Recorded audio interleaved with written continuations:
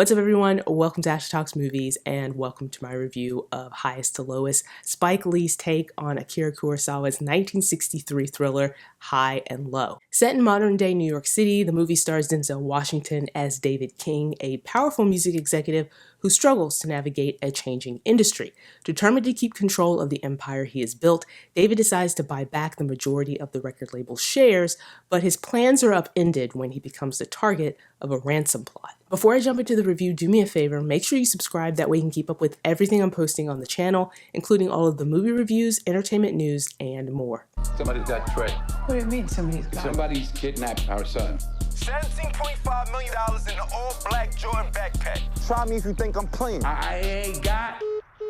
Highest to Lowest, the latest Spike Lee joint, is a messy, uneven, yet entertaining reimagining of the Kurosawa classic. Lee's version is an homage that brings the story to present day, blending contemporary themes with Lee's signature touches. The story centers around David, aka King David, who is said to have the best ears in the business. He has built an empire that has provided a very lavish lifestyle for him and his wife Pam, played by Ilfanesh Hadera, and their son Trey, played by Aubrey Joseph. But as David makes moves for the second act in his career, he's faced with a moral dilemma.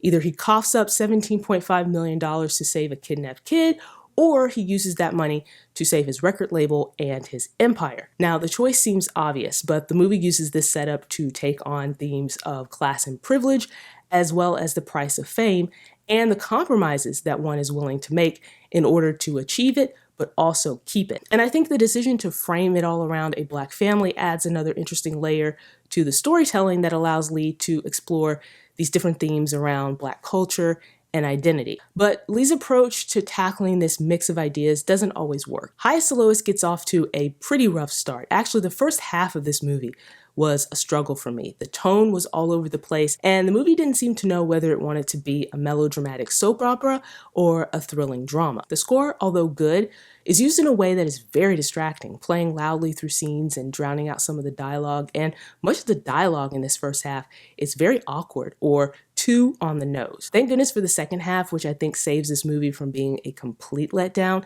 This half is far more interesting and compelling, the narrative is more focused, and the themes really start to come together. There's an energy here that was severely lacking in the first half. Now, although the movie has some narrative missteps, it does have plenty of Lee's signature touches that do work, including the New York backdrop that serves as an homage to the city and its diversity. But what really elevates Highest to Lowest is an outstanding performance from Denzel Washington. It's no question that he's one of the best actors working today, and he has a charismatic presence that's able to make any role he takes on interesting. But just like Lee, Washington does make a few odd choices, but it never takes away from his performance being an absolute joy to watch. Jeffrey Wright is great as Paul, King's driver and closest friend.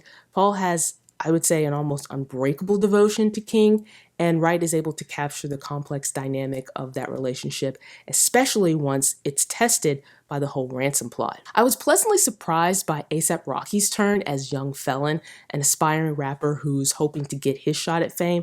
A$AP Rocky was quite effective, I think, as a character that represents the frustrated younger generation, and he's able to hold his own in a pretty tense scene involving Washington and an impromptu rap battle. Less effective is Ilfanesh Hadera as David's wife. Her character is incredibly underwritten, and Hadera's delivery in some of the movie's more emotional scenes come across as flat. Highest to Lowest is the fifth collaboration between Spike Lee and Denzel Washington. They gave us Malcolm X, Inside Man, He Got Game, and Mo Better Blues. I wouldn't put this one very high up with their other team-ups. Lee makes some really big swings here that I don't think always connect, and the movie stumbles quite a bit before it finds its footing. But Highest to Lowest is still an entertaining, thought-provoking ride that has plenty of style and a top-notch performance from Denzel Washington. So those are my thoughts on Highest to Lowest. This one is a collaboration between A24 and Apple TV+, so it's getting a very limited theatrical run before it hits streaming. Are you planning on watching it in theaters, or are you going to wait to watch it at home? Let me know in the comments. Also, while you're here, like and subscribe, and stick around for more videos like this.